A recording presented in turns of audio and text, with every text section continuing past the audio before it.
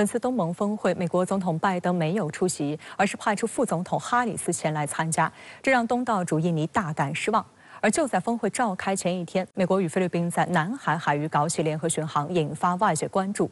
实际上，东盟峰会开幕当天，印尼总统佐科就在开幕式讲话中呼吁东盟国家面对当前世界局势，应保持团结，促进合作。他同时强调，东盟一致认为应避免成为任何一方的代理人。Tantangan masa depan semakin berat dan mengakibatkan perebutan pengaruh oleh kekuatan besar. Tapi ASEAN sudah sepakat untuk tidak menjadi proksi bagi kekuatan manapun, untuk bekerja sama dengan siapapun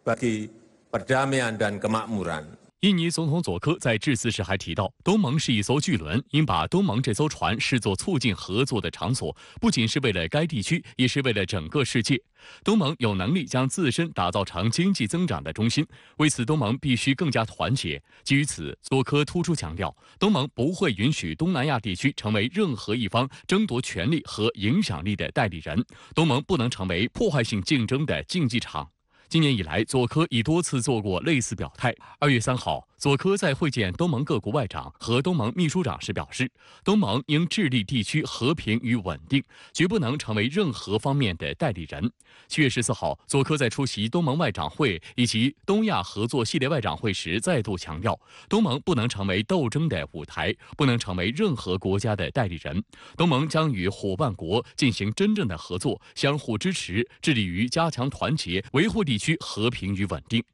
菲律宾《新报》9月6号报道，印尼外长雷特诺也表达了与总统相同的观点。他在一份声明中表示，东盟和其他印太地区的国家需要共同努力，维护该地区的和平、稳定与繁荣。雷特诺强调，印太地区不应成为大国竞争的舞台，或为其他各方冲突的战场。深圳卫视注意到，7月东亚峰会外长会在印尼举行期间，美国国务卿布林肯就曾冠冕堂皇地扬言，对于印太地区，美方和东盟有同一个憧憬，这意味着在这个地区，东盟国家可以自由选择自己的道路和伙伴，而不是通过所谓的胁迫手段。布林肯还鼓吹美国和东盟加强合作，代表着美国和东盟将会共同应对复杂的挑战，其中包括围绕南海和东海领土主张的紧张局势。实际上，面对美方显而易见的意有所指，面对布林肯等美方官员接二连三的威逼利诱，东盟明确拒绝在中美之间二选一，而是坚持采取独立自主的外交政策，并不把结盟原则当成重点，白纸黑字地写入东盟外长会议联合公报中。向外界释放的信息是非常的明确的，也就是说，东盟国家不想在大国之间选边站队。这一次峰会呢，很重要的一个议程就是东盟将要制定2025年后的一个议程，坚决的一个表态。也就是说，东盟还是聚焦自己的发展的任务，聚焦自己的经济一体化的进程，不要被某些大国的所谓的政治化和安全化的议程来干扰了东盟自身的长远的发展规划。南海问题显然是美方意图挑拨东盟与中国关系的第一抓手。美国总统国家安全事务助理沙利文8月下旬就曾预告，此次参加东盟峰会的副总统哈里斯将强调海上安全等议题。舆论认为，美方显然不愿放弃借助东盟峰会的场合，以所谓航行自由、海上安全、基于规则的秩序等等陈词滥调，将南海议题再度炒热。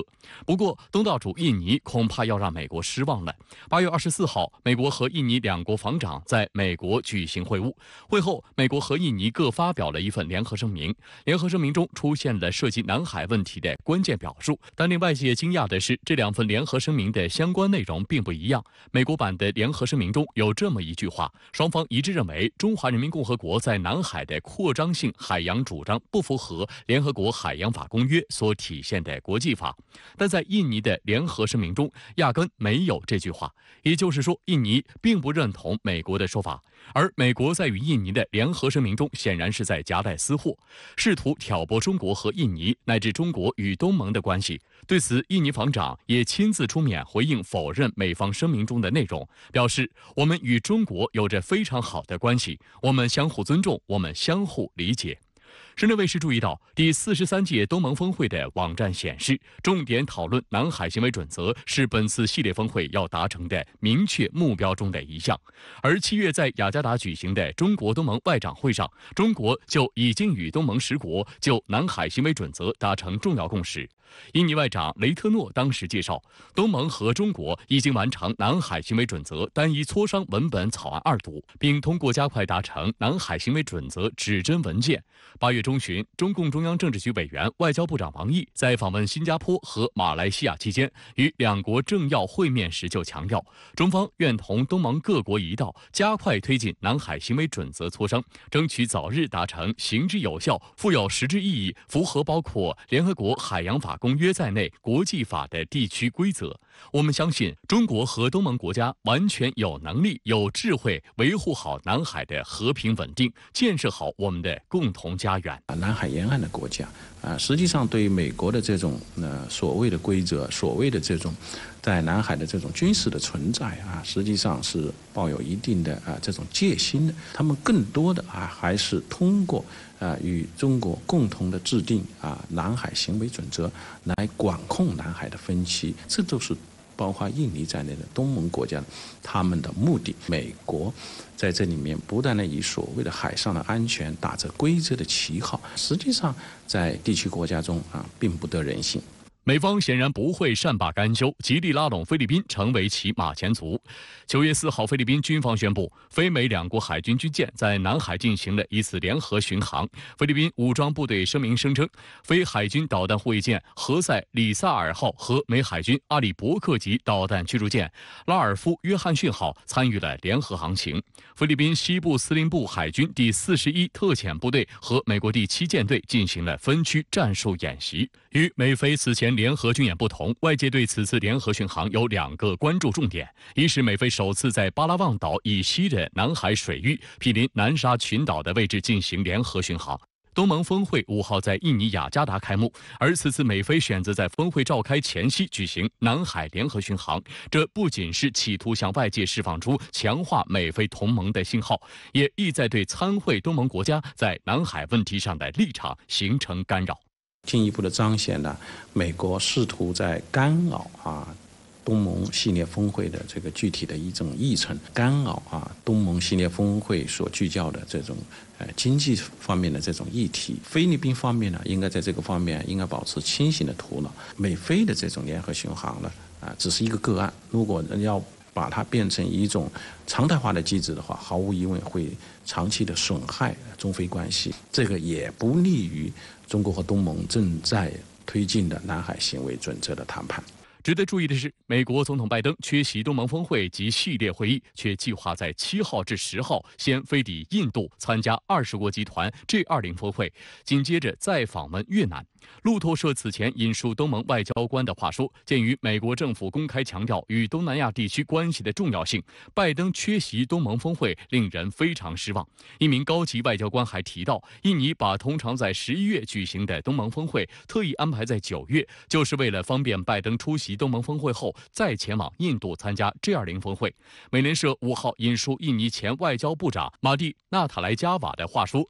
美国总统的缺席是令人失望且具有象征意义的，但更引发担忧的是，这可能意味着东盟地位越来越不突出。观察指，东盟也早已看清，美国对东盟的一些承诺不过是虚无概念和画大饼。美国利用东盟围堵中国的战略，也与东盟的核心诉求背道而驰。值得一提的是，本届东盟峰会网站显示，东南亚无核区也是峰会重点讨论的内容。事实上，美国主导建立的美英澳奥库斯联盟，由于美英要向澳大提供核潜艇是其核心内容，使得该机制引发强烈质疑。相关地区国家认为，奥库斯严重损及国际核不扩散机制，损害南太平洋无核区条约精神，也破坏东盟国家建立东南亚无核武器区的努力。对于东盟国家来说，对美国的这种有核的策略是保持高度的一个警惕。东盟国家之所以这些年来保持一个高速的一个发展态势，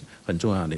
就是一个地区的和平稳定的红利。那么美国把核武器引进本地区，毫无疑问会破坏这个和平稳定的红利，这个是对东盟的这个自身的发展是绝对是不利的。第26次中国东盟领导人会议，李强在开幕致辞中表示，在世界百年变局中成功走出一条长期睦邻友好、共同发展繁荣的正确道路。那您对此怎么看呢？是的，今年呢是中国和东盟命运共同体建立10周年，也是中国加入东南亚友好合作条约20周年，更是中国和东盟建立对话关系32周年。30多年来啊，中国与东盟合作的基本政策是3支2引。所谓3支是始终坚定支持东盟团结和东盟共同体建设，支持东盟在区域架构中的中心地位，支持东盟在地区和国际事务中发挥更大作用。所谓2引呢，是中国东盟关系一直引领东亚区域合作，引领亚太及世界的合作发展。首先，双方的贸易不断做大，随着区域全面经济伙伴关系协定 RCEP 红利释放，中国和东盟已连续3年互为最大贸易伙伴的地位进一步巩固。2022年双方贸易额9753亿美元，与美欧贸易额相近，同比增长了11.2%，也就是10年间扩大了1.2倍。在中国构建的10几个双边命运共同体中，东盟国家就有6个，例如主办国印尼以及老挝、柬埔寨、泰国、缅甸等。中国东盟的共同体建设是以习近平主席倡导的亲诚惠容、与邻为善、以邻为伴作为基础的。中国和东盟之间是万年修得比邻居的好伙伴、好邻居、好朋友。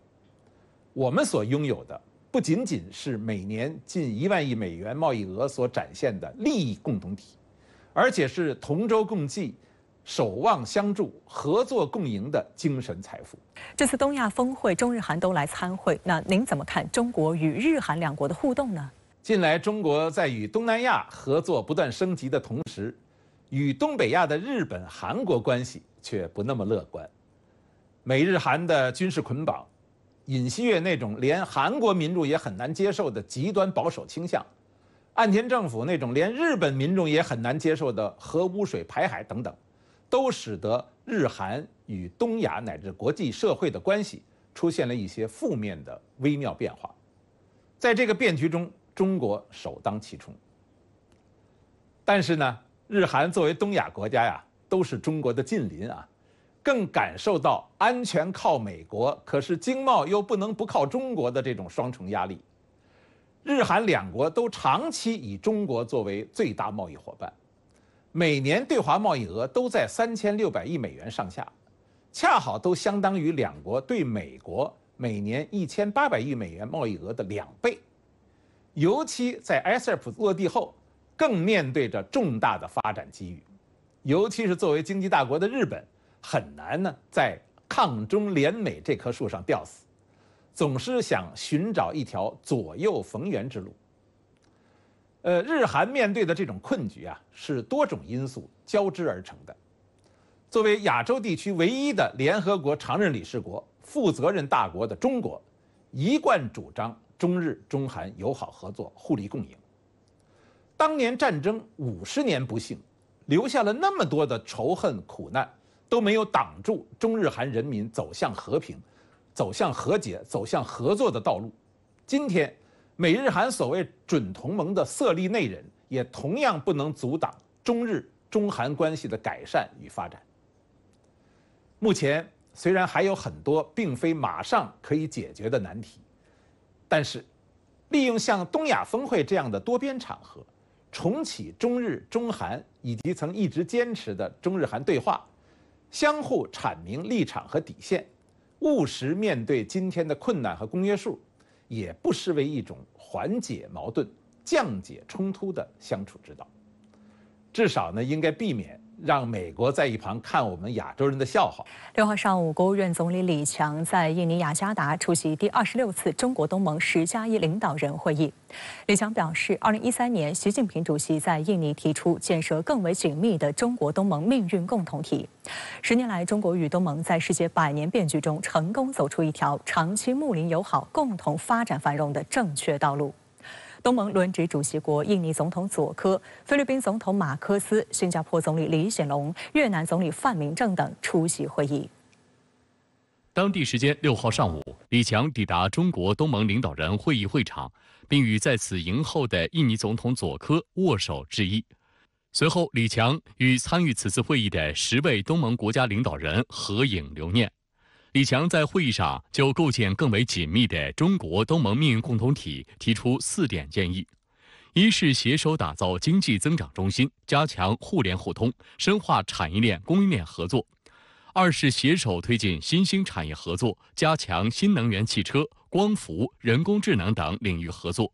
三是携手维护地区和平安宁，积极推进南海行为准则暗门磋商，开展打击电信网络诈骗等合作；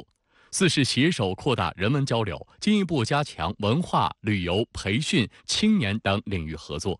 中国与东盟视彼此发展为重要机遇，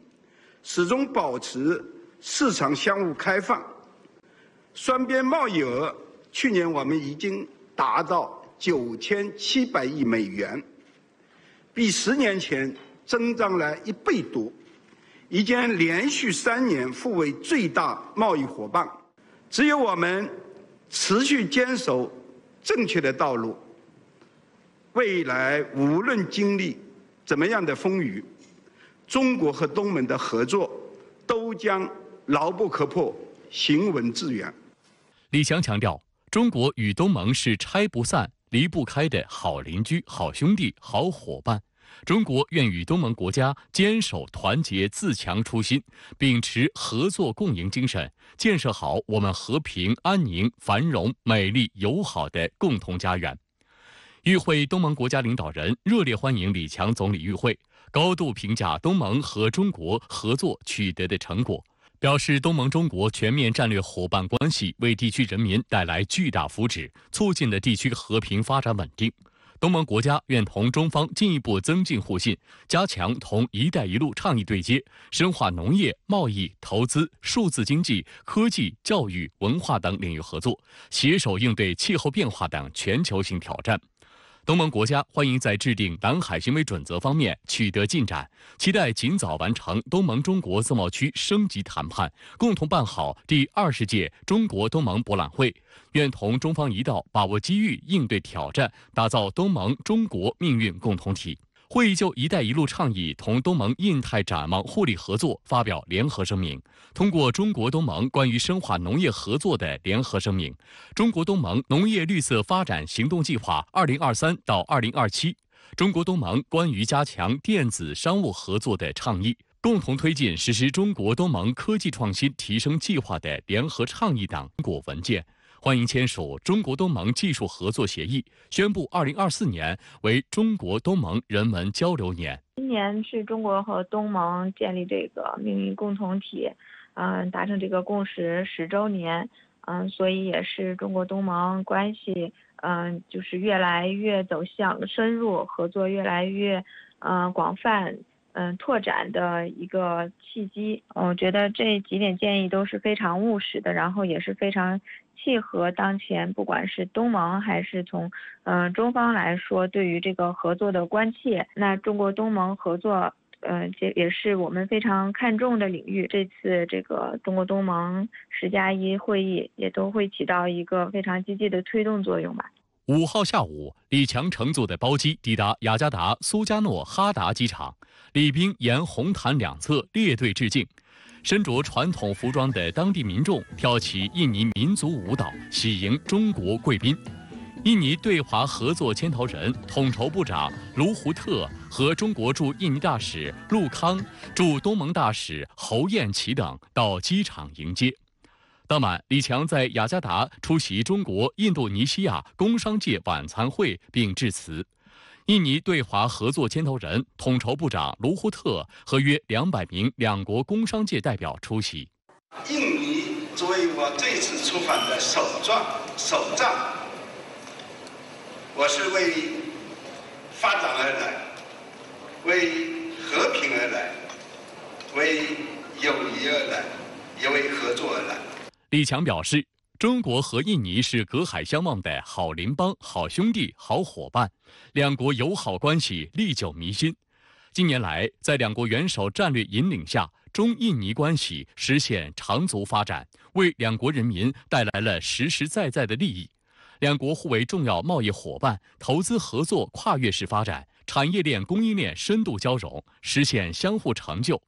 两国合作超越双边范畴，对区域稳定繁荣具有示范引领意义。李强指出，中国将稳步扩大制度型开放，进一步放宽现代服务业等领域市场准入，加大知识产权保护力度，打造市场化、法治化、国际化一流营商环境。希望印尼继续保持市场开放，为中国企业提供公平公正的营商环境。卢胡特在致辞中表示，印尼和中国合作有力带动了印尼经济发展，实现互利双赢。印尼愿同中方进一步加强战略合作，深化产业链、供应链融合，实现高质量发展，推动两国关系再上新台阶。Between China and Indonesia, and total population cover 1.7 billion people. Together, we can make real changes, not only for both countries, but also for the world. 深圳卫视注意到，东盟国家媒体高度关注李强此次访问印尼，并出席东盟峰会。柬埔寨高棉时报5号报道，在东盟的这些战略伙伴中，中国扮演着特殊的角色。中国不仅是东盟的全面战略伙伴，也是东盟与中日韩区域合作机制的组成部分。粤通社报道称，越南政府总理范明政在中国东盟10+1会议上强调，中国与团结一致的东盟共同体之间的关系是相互关系，这是两国全面战略伙伴关系强劲发展的坚实基础。越南政府总理希望东盟和中国不仅互为最大的经贸伙伴，也互为致力于和平、合作、发展的最重要全面战略伙伴之一。范明政也希望中方增加过境货物配额，加快东盟国家农产品、水产品、水果经越南转运进入中国市场的开放进程。德国中国平台网站报道称，东盟涵盖了亚洲发展中国家的重要部分。东盟与中国合作的重点是重大基础设施项目，包括中老铁路、亚万高铁等。报道指出，就此类基础设施而言，中国是迄今为止东盟国家项目的最重要参与者。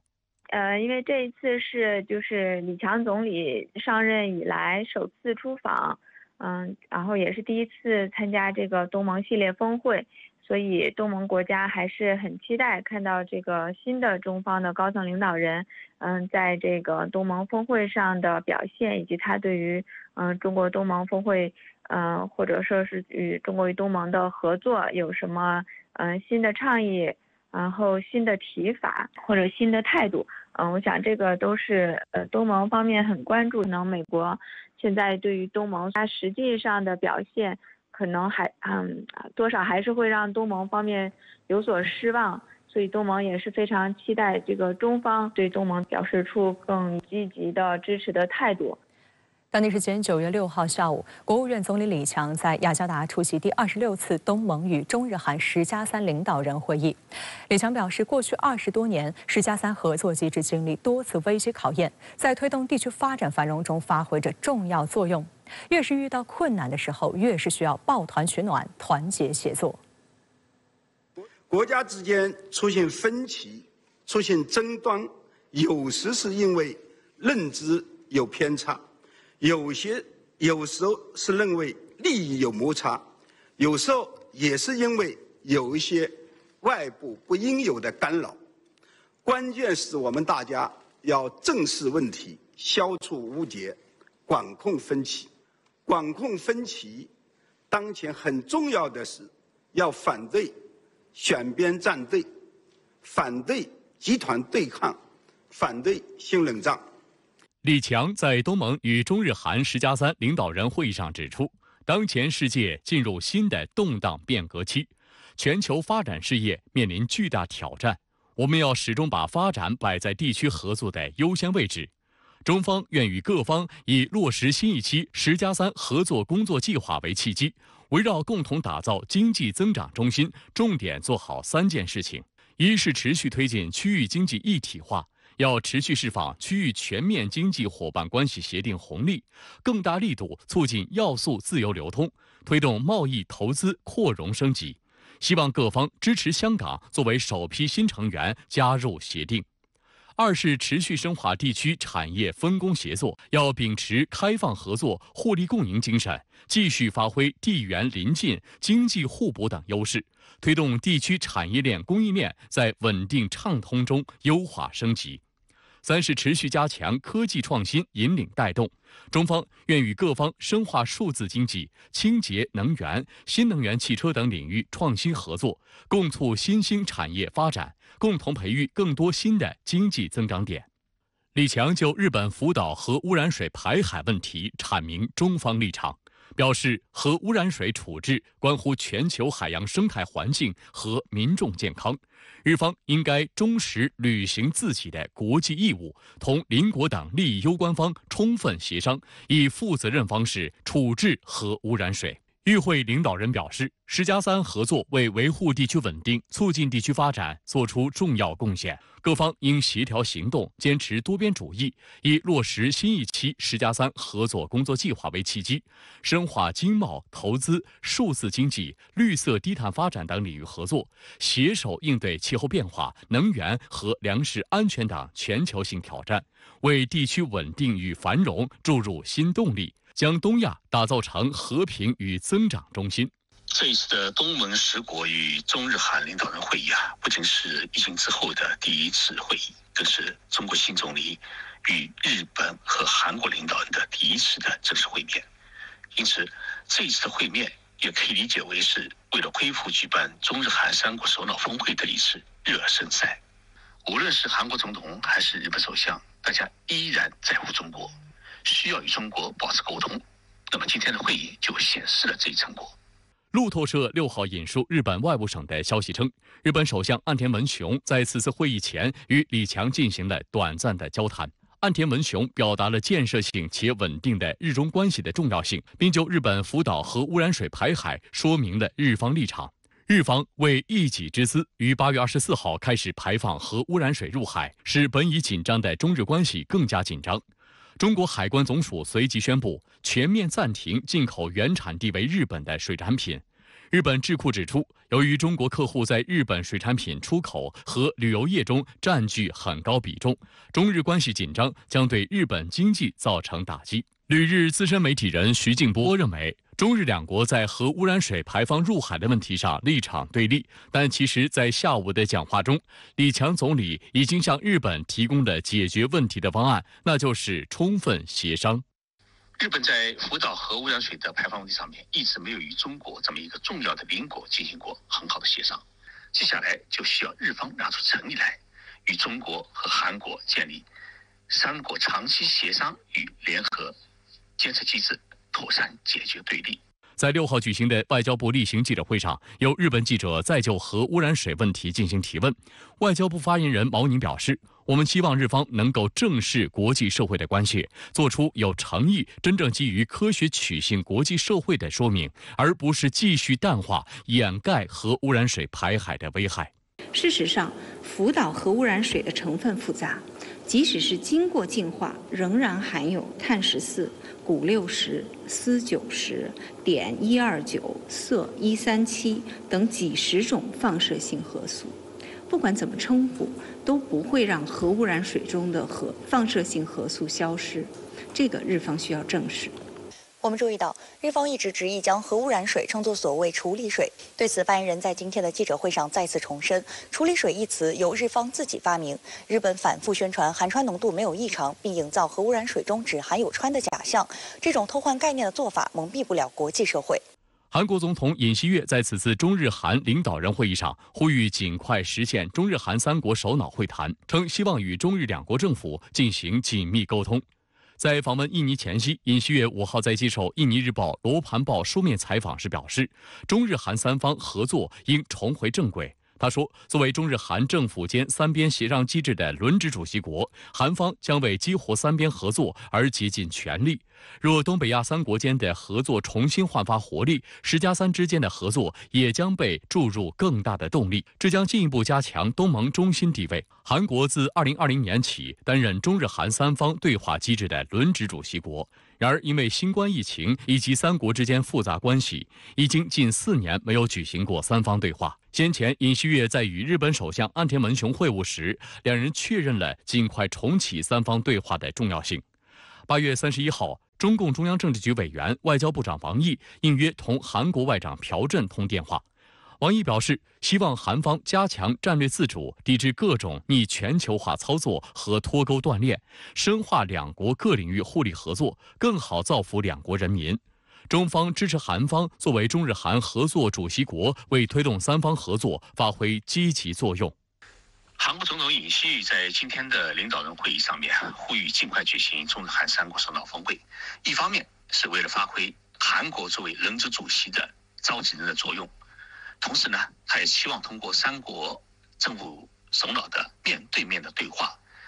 希望消除一些误解和矛盾，寻求构建新的三国经济合作体制。对话总比不对话好。好，谢谢更新先生在线和我们分享您的观点，谢谢。上周刚结束任内首次访华的美商部长雷蒙多声称，在审查完成前不会改变特朗普时期的对华关税政策。但另一方面，雷蒙多又在宣扬访华积极成果。美国的两面派作风暴露其在经贸问题上的何种战略企图。熊礼丽独家观察。直播港澳台由来自海拔6000米的昆仑山矿泉水独家冠名播出。好，美国商务部长雷蒙多上周才结束任内首次访华之旅，近日接受采访的时候却再次强调，在涉及最先进的技术问题上，美国仍将持强硬态度。与此同时，中国企业华为发布的新款手机在美国引起热议，一些美国媒体开始带节奏炒作，声称这意味着对华制裁手段失效。美国的两面派态度不利正常经贸往来，给中美经贸关系再添阴霾。近期，中国企业华为发布了最新款 Mate 60 Pro 手机。由于美国自2019年以来就对华为进行了芯片断供、打压制裁，该产品一出就在全球范围内引发高度关注。然而，美国的态度值得玩味，部分媒体和政客开始无端炒作。拜登政府对华制裁力度还不够，不足以遏制中国取得技术进步。对此，美国总统国家安全事务助理沙利文5号声称，无论如何，美国都应该继续实施对华技术限制。My Bloomberg colleagues reported that Huawei has reached a breakthrough with its new smartphone that shows it's using the most advanced chips produced by Chinese chip maker SMIC. I'm wondering how concerned you are about this development, and does it prove that U.S. export controls are failing? I'm going to withhold comment on the particular chip in question until we get more information about precisely its character and composition. And from my perspective, though, what it tells us, regardless, is that the United States should continue on its course of a small yard, high fence set of technology restrictions focused narrowly on national security concerns, not on the broader question of commercial decoupling. 实际上，美国政府近年来打着维护国家安全的旗号，接连出台对华限制措施，在科技领域打压中国，多次声称小院之外的领域会对华开放，但管制措施的范围和程度却在逐步收紧。就在上个月，美国总统拜登签署行政令，设立对外投资审查机制，限制美国主体投资中国半导体和微电子、量子信息技术和人工智能领域。对此，美国芯片巨头们早就发出警告，称不论拜登政府发起怎样的制裁，都不会阻止中国科技进步，反而会倒逼中国加倍努力，打造出美国技术的替代品。华盛顿邮报发文直指，华为发布新款手机证明，美国对中国企业和实体的各种打压只是竹篮打水一场空，最终损害的是美国企业的利益。值得注意的是，刚刚结束任内首次访华行程回国的美国商务部长雷蒙多，也在广泛接受媒体采访时宣扬，不会在所谓国家安全问题上妥协，不会向中国出售最先进芯片产品的论调。Export controls are about national security, not an economic advantage. So we're going to be as strict can be and as hardline as possible denying China the most sophisticated chips, but we're also going to sell, like I said, billions of dollars of less sophisticated chips. 但与此同时，雷蒙多同日接受美国主流媒体3档黄金时段节目采访时，对自己的访华行程和成果做出了积极评价，认为有助在两国之间建立开放的沟通渠道，并强调冲突不符合中美双方及国际社会的利益，必须管理与中国的复杂关系和激烈竞争，期盼中美经贸关系能够趋稳发展。他还列举自己访问上海的经历，来点赞中国的发展成就。They lifted hundreds of millions of people out of poverty. I was in Shanghai. It's quite stunning to see the progress Shanghai's made in the past 20 years. And so it's clearly true that when they were more market-focused and reform-oriented, Chinese economy was stronger. 此外，在关税问题上，雷蒙多也表现出典型的两面派做法。他向美国消费者新闻与商业频道透露，在美国贸易代表办公室完成正在进行的审查之前，拜登政府不会修改特朗普时期对华加征的关税。但他同时承认，部分关税在大多情况下毫无意义。2018年和2019年，时任总统特朗普依据301条款，对价值3700亿美元的数千种中国进口商品加征关税。然而，根据美国经济学家的研究，不到5年的时间里，高额的附加关税对美国经济造成了严重损害，批发商、零售商和消费者承受了大部分代价。尤其是受关税和中国反制影响最大的行业，美国制造业就业岗位减少2%以上。美方其实也很清晰地认识到，特朗普时代开始对中国加征的关税，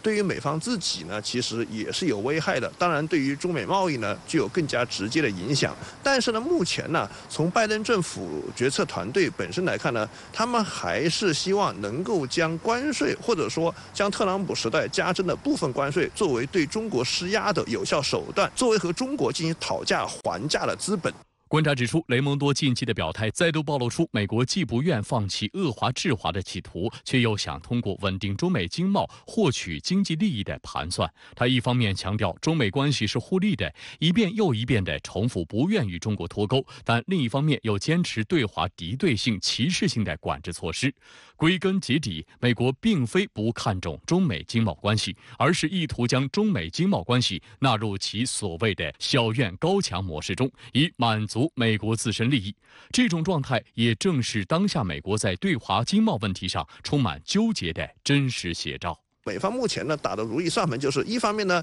既能保住在中国的市场份额，另一方面呢又能够永久的垄断对中国的技术优势。美方抱着这样一种心态啊，和中国进行贸易或者和中方进行交往，本身呢就对于中美双方相互的信任构成了极大的危害。从长远来看，美方实际上呢像这样一种既要又要的心态，注定呢是会落空的。欢迎回来。第78届联合国大会9月5号召开，民进党当局日前又提出所谓参与联合国4大诉求，企图借机散布所谓台湾地位未定等谬论，而美方也配合炒作所谓入联案闹剧。中国外交部发言人对此回应称，民进党当局罔顾台湾是中国一部分的事实和法理，以各种方式不断歪曲联大第2758号决议，公然挑战国际社会一个中国原则，为谋求所谓台湾独立编织谎言，是十分危险的谋独挑衅。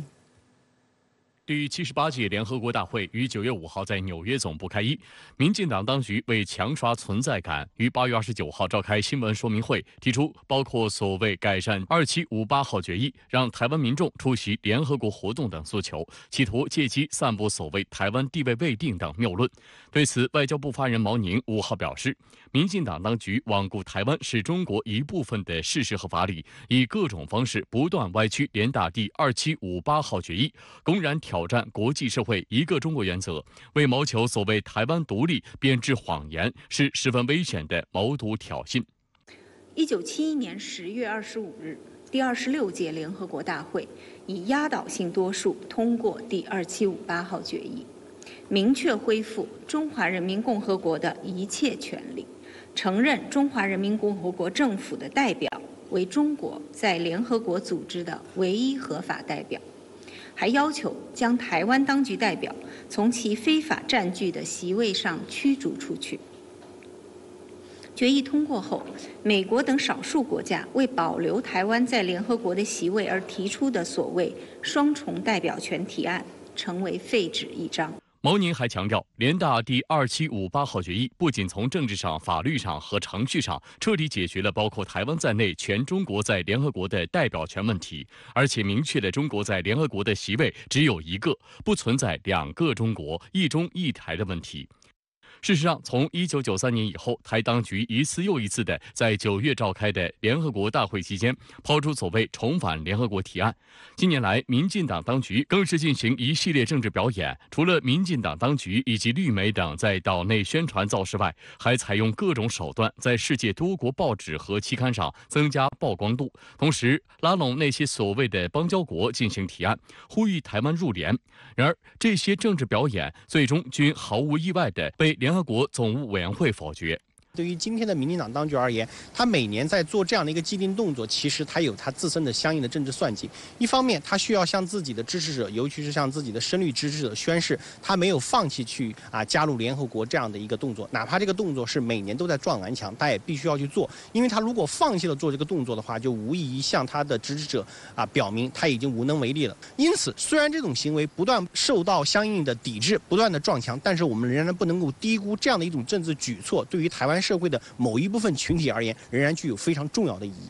除此之外，另一个值得注意的背景是，今年7月，美国众议院通过所谓《台湾国际团结法案》，公然挑战联大第2758号决议。法案要求美国在各国际组织中的代表通过意见的表达、投票及影响力，呼吁这些组织所谓抵抗中国试图扭曲有关台湾的决议、文字、政策或程序的作为。该法案获众议院通过后，接下来还要送交参议院审议，之后递交总统签署后才能生效。但台外事部门以忙不迭、感恩戴德，宣称美国会举动极具意义，对此表示诚挚肯定与感谢。试图破坏台海现状、危害台海和平稳定的，是不断推进渐进式台独、大搞去中国化的民进党当局。